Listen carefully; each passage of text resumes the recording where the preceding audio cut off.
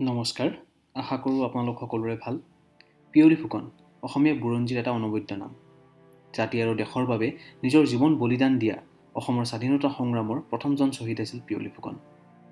ঊনবিংশ শতিকাৰ আৰম্ভণিৰ কথা। সেই সময়ত মানসকলে অসম আক্ৰমণ কৰিছিল। মানৰ সেই আক্ৰমণৰ পৰা অসমক বচাবলৈ আহোম স্বৰ্গদেৱে ইংৰাজসকলক অসমলৈ মাতি আনিছিল। কিন্তু ইংৰাজসকলে যেতিয়া কৌশলেৰে নিজেই অসমখন অধিকাৰ কৰি ল'লে, সেই সময়ত প্ৰথমবাৰৰ বাবে ব্ৰিটিছৰ বিৰুদ্ধে থিয় দিছিল আহোম ৰাজ পৰিয়ালৰ গুমধৰ কোঁৱৰে। গুমধৰ কোঁৱৰৰ এই ব্ৰিটিছ বিৰোধী সংগ্ৰামত অসমৰ স্বতন্ত্ৰতা সেনানীক নেতৃত্ব দিছিল পিয়লি ফুকনে। পিয়লি ফুকন আছিল ৰঙাচিলা পথাৰৰ বিখ্যাত দুৱৰা পৰিয়ালৰ সন্তান। তেওঁৰ জন্ম ক'ত কেতিয়া হৈছিল সেই বিষয়ে কোনো তথ্য পোৱা নাযায়। পিয়লি ফুকনৰ পিতৃৰ নাম অসমীয়া ইতিহাসত এটা কলা অধ্যায়ৰ লগত সাঙুৰ খাই আছে। তেওঁ আছিল কুখ্যাত বদন চন্দ্ৰ বৰফুকন, যিয়ে অসমলৈ মানসকলক মাতি আনিছিল। পিয়লি ফুকন বদন চন্দ্ৰ বৰফুকনৰ দ্বিতীয় সন্তান আছিল। আহোম শাসন ব্যৱস্থাত নামনি অসম আছিল বৰফুকনৰ অধীনত, আৰু বৰফুকনৰ কাৰ্যালয় আছিল গুৱাহাটীত। দেউতাক যিহেতু বৰফুকন আছিল, সেয়ে পিয়লি ফুকনেও বেছিভাগ সময় গুৱাহাটীতেই কটাইছিল। বাল্যকালত পিয়লি ফুকনৰ এটা দুৰ্ঘটনা হৈছিল, যাৰ ফলত তেওঁ গোটেই জীৱনৰ বাবে ঘূণীয়া হ'ব লগা হৈছিল। সেই সময়ত তেওঁৰ পিতৃ বদন চন্দ্ৰ বৰফুকনৰ হাউলিত বহু হাতী আছিল। এদিন পিয়লিয়ে বালক দাস নামৰ এটা অবাধ্য হাতীক বলাবলৈ চেষ্টা কৰিছিল। সেই হাতীটোক বলাবলৈ চেষ্টা কৰোঁতেই পিয়লি হাতীৰ পিঠিৰ পৰা বাগৰি পৰিল, আৰু তেতিয়াৰ পৰাই পিয়লি ফুকন চিৰকালৰ বাবে খুৰা অৰ্থাৎ চাকুলা হ'ল। সেই ঘটনাৰ পৰাই পিয়লি ফুকনক চাকুলা পিয়লি বুলিও অভিহিত কৰা হয়। কিছু কিছু বুৰঞ্জীত এই কথাটো উল্লেখ পোৱা যায় যে যেতিয়া বদন চন্দ্ৰ বৰফুকনে মানক আনিবলৈ ব্ৰহ্মদেশলৈ গৈছিল, তেতিয়া তেওঁ পুত্ৰ জন্মী আৰু পিয়লিকো লগত লৈ গৈছিল। ঊনবিংশ শতিকাৰ আৰম্ভণিৰ কথা আছিল। সেই সময়ত আহোম শাসন ব্যৱস্থাৰ ভিতৰচৰাত ক্ষমতাক লৈ কণ্ডল আৰম্ভ হৈছিল। এই কণ্ডল আৰু নানান ষড়যন্ত্ৰৰ পিছত বদন চন্দ্ৰ বৰফুকনে অসমলৈ মানসকলক লৈ আহিল। ই অসমীয়া জাতিৰ বাবে অভিশাপ স্বৰূপ আছিল। মানৰ অমানৱীয় অত্যাচাৰৰ পৰা অসমক উদ্ধাৰ কৰিবলৈ আহোম ৰজাই ব্ৰিটিছৰ সহায় বিচাৰি গ'ল। তাৰ পিছতেই হৈছিল বিখ্যাত এংলো বাৰ্মিজ যুদ্ধ। প্ৰায় দুবছৰীয়া এই যুদ্ধৰ পিছত 1826 চনৰ 24 ফেব্ৰুৱাৰীত ব্ৰহ্মদেশৰ ইয়াণ্ডাবু চহৰত ব্ৰিটিছ আৰু মান ৰজাৰ মাজত সন্ধি হৈছিল। সেই সন্ধিমতে অসম এবাৰ ব্ৰিটিছৰ অধীনলৈ গ'ল। আহোম ৰজা কৰতলীয়া ৰজা পাতি শাসনৰ মূল আছিল ব্ৰিটিছসকল। এই পৰাধীনতা কিন্তু কিছুসংখ্যক স্বাভিমানী অসমীয়াই মানি ল'ব পৰা নাছিল, আৰু ব্ৰিটিছৰ বিৰুদ্ধে বিদ্ৰোহৰ আৰম্ভণি কৰিছিল। এই আৰম্ভণিৰ মূলতেই আছিল আহোম ৰাজ পৰিয়ালৰ এজন কোঁৱৰ, গুমধৰ কোঁৱৰ। তেওঁৰ এই বিদ্ৰোহত সঁহাৰি জনাইছিল ধনঞ্জয় বৰগোহাঁই, হৰনাথ, হৰকান্ত, জীউৰাম দুলীয়া বৰুৱা, নুমলী বৰগোহাঁই আদিয়ে। ইয়াৰ লগতে গুমধৰ কোঁৱৰৰ বিদ্ৰোহৰ অন্যতম সহযোগী আছিল পিয়লি ফুকন আৰু তেওঁৰ ভায়েক জন্মী। কিন্তু এই বিদ্ৰোহ সফল হ'ব নোৱাৰিলে। ব্ৰিটিছ চৰকাৰে এই বিদ্ৰোহ দমন কৰি বিদ্ৰোহীসকলক কাৰাগাৰত বন্দী কৰি থ'লে। কিন্তু কিছুদিন পিছতেই পিয়লি ফুকন আৰু আন ভালেসংখ্যক লোক জেলৰ পৰা পলাই গ'ল। যদিও ব্ৰিটিছে এই বিদ্ৰোহ দমন কৰিলে, কিন্তু বিদ্ৰোহীসকলৰ মনোবল ভাঙিব পৰা নাছিল। বৰঞ্চ আৰু অধিক উৎসাহেৰে পৰিকল্পনা কৰিবলৈ ল'লে, কিদৰে অসমৰ পৰা ব্ৰিটিছক খেদি পঠিয়াব পাৰি। বদন বৰফুকনে মানক অসমলৈ যে মাতি আনিছিল, এই অপবাদটোৱে পিয়লি ফুকনৰ পৰিয়ালৰ পিছ এৰা নাছিল।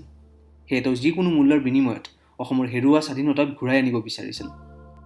আৰু পিতৃ বদন চন্দ্ৰ বৰফুকনৰ বাবে নিজ পৰিয়ালে পোৱা দেশদ্ৰোহৰ যি কলংক, সেই কলংক আঁতৰাব বিচাৰিছিল। 1829 চনত পিয়লি ফুকন আৰু বাকী বিদ্ৰোহীসকল জেলৰ পৰা পলাই গ'ল। তাৰপিছত তেওঁলোক মটক ৰাজ্যৰ অন্তৰ্গত লিগি নামৰ গাঁওখনত প্ৰৱেশ কৰিছিল। তাতে তেওঁলোকে দ্বিতীয়বাৰৰ বাবে বিদ্ৰোহৰ পৰিকল্পনা কৰিলে। এই বিদ্ৰোহৰ প্ৰধান আঁচনি প্ৰস্তুত কৰোঁতা আছিল ধনঞ্জয় বৰগোহাঁই আৰু পিয়লি ফুকন নিজেই। লগতে এই বিদ্ৰোহৰ আঁচনিত তেওঁলোকৰ সহযোগী আছিল হৰনাথ, হৰকান্ত, জীউৰাম দুলীয়া বৰুৱা, বংচিংফু, ৰূপচন্দ কোঁৱৰ আদি। তেওঁলোকে আহোম ৰাজ পুনৰুদ্ধাৰ কৰি ৰূপচন্দ কোঁৱৰক আহোমৰ সিংহাসনত অধিষ্ঠিত কৰিব বিচাৰিছিল। পিয়লি ফুকন আৰু বাকী সহযোগীসকলে অস্ত্ৰ শস্ত্ৰ আৰু যুঁজাৰু সংগ্ৰহ কৰা কাম আৰম্ভ কৰিলে। তেওঁলোকে প্ৰায় 400 মান যুঁজাৰু সংগ্ৰহ কৰিছিল আৰু তৰাতলি নামৰ ঠাইখনত তেওঁলোকক প্ৰশিক্ষণ দিছিল। এইবাৰ তেওঁলোকৰ মূল লক্ষ্য আছিল ব্ৰিটিছৰ যি সাৰ বাৰুদ, সেই সাৰ বাৰুদ থকা ঘৰত জুই লগোৱা। সেয়ে তেওঁলোকে যুঁজাৰুসকলক দূৰৰ পৰাই কাঁড় মাৰি জুই লগাবলৈ প্ৰশিক্ষণ প্ৰদান কৰিছিল। ইয়াৰ উপৰিও পিয়লি ফুকনে অসমৰ দাঁতি কাষৰীয়া যি অঞ্চলসমূহ আছিল, সেই অঞ্চলৰ যি জনজাতীয় নেতাসকল, সেই নেতাসকললৈ চিঠি লিখিছিল আৰু ব্ৰিটিছৰ বিৰুদ্ধে তেওঁলোককো জগাই তুলিছিল। মুঠতে এনেদৰে নানান প্ৰকাৰে স্বাভিমানী অসমীয়া লোকৰ দল এটাই অসমৰ পৰা ব্ৰিটিছক সম্পূৰ্ণৰূপে খেদি পঠাবলৈ যো-জা কৰিছিল। কিছুসংখ্যক অসমীয়া লোকে যে ব্ৰিটিছৰ বিৰুদ্ধে বিদ্ৰোহৰ পৰিকল্পনা কৰি আছে, এই কথা কিন্তু ব্ৰিটিছসকলে গম পালে। ব্ৰিটিছে হৰনাথক গ্ৰেপ্তাৰ কৰিলে আৰু ৰংপুৰৰ নিৰাপত্তা অধিক কটকটীয়া কৰি তুলিছিল। এই ঘটনাৰ পিছতেই 1830 খ্ৰীষ্টাব্দৰ 25 মাৰ্চৰ দিনা নিশা দেও পূজা পাতি বিদ্ৰোহৰ আৰম্ভণি কৰা হয়। তেওঁলোকে পোনপ্ৰথমে ৰংপুৰৰ যি ব্ৰিটিছৰ সাৰঘৰ আছিল সেই সাৰঘৰত অগ্নিসংযোগ কৰে। তথ্যমতে জীউৰাম দুলীয়া বৰুৱাই নিজেই অগ্নিযুক্ত কাৰ মাৰি সাৰঘৰৰ ছালত জুই লগাই দিছিল। তাৰ পিছতেই ব্ৰিটিছখনে তেওঁলোকক খেদি আহিলে আৰু তেওঁলোক হাবিলৈ পলাই যায়। সেই সময়ত কেপ্টেইন নিউভিল শিৱসাগৰত উপস্থিত হৈছিল আৰু বিদ্ৰোহীসকলৰ সন্ধানৰ বাবে অভিযান আৰম্ভ কৰিলে। আৰু পিয়লি ফুকন, জীউৰাম দুলীয়া বৰুৱা, ৰূপচন্দ কোঁৱৰ, বম সিং আদি লোকসকলক গেলেকী অঞ্চলৰ পৰা আটক কৰে। ধনঞ্জয় বৰগোহাঁই, হৰকান্ত আৰু পিয়লি ফুকনৰ ককায়েক জন্মী কোনোমতে ব্ৰিটিছৰ হাতৰ পৰা পলাই সাৰে। এইদৰে পিয়লি ফুকনৰ নেতৃত্বত হোৱা 1830 খ্ৰীষ্টাব্দৰ ব্ৰিটিছ বিৰোধী বিদ্ৰোহৰ অৱসান ঘটিছিল। ব্ৰিটিছ বিৰোধী বিদ্ৰোহত জড়িত থকাৰ অপৰাধত পিয়লি ফুকনক ৰাজদ্ৰোহী বুলি ঘোষণা কৰা হয়। পিয়লি ফুকন প্ৰমুখ্যে সকলো বিদ্ৰোহী অসমীয়াৰ বিচাৰ কৰিবলৈ জয়সাগৰৰ পুখুৰীৰ পাৰত বৰ পঞ্চায়ত বহুওৱা হৈছিল আৰু কেপ্টেইন নিউভিলৰ উপস্থিতিত বিচাৰ কাৰ্য আৰম্ভ হয়। এই বৰ পঞ্চায়তৰ পঞ্চায়তী বিচাৰকসকল আছিল মাধৰাম বৰগোহাঁই, ৰাধাৰাম বৰবৰুৱা আৰু মণিৰাম দেৱান, কাশীনাথ তামুলী ফুকন আদি।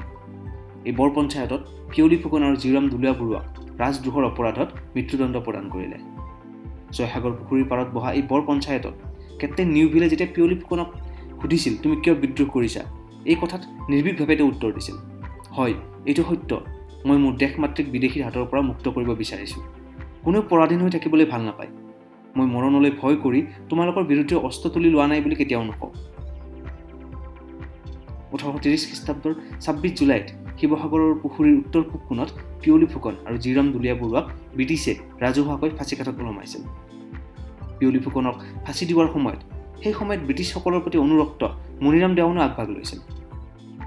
পিয়লি ফুকন আছিল ভাৰতৰ স্বাধীনতা আন্দোলনৰ প্ৰথম অসমীয়া শ্বহীদ, হয়তো ভাৰতৰে তেওঁ প্ৰথমজন শ্বহীদ। ভৰিৰে সুৰা হৈও তেওঁ দেশখনক সুৰা হ'বলৈ দিবলৈ প্ৰস্তুত নাছিল আৰু নিজ দেশৰ স্বাধীনতাৰ হকে তেওঁ ব্ৰিটিছৰ বিৰুদ্ধে গৈ প্ৰাণ বলিদান দিছিল। পিয়লি ফুকন অসমীয়াৰ মাজত সদায় অমৰ হৈ থাকিব আৰু তেওঁক সকলো অসমীয়াই তেখেতৰ জাতিপ্ৰেমৰ বাবে চিৰদিন মনত ৰাখিব। আজিলৈ ইমানখিনিয়ে আছিল। পুনৰ লগ পাম এটা নতুন বিষয়ৰ ভিডিঅ'ৰ সৈতে। ধন্যবাদ।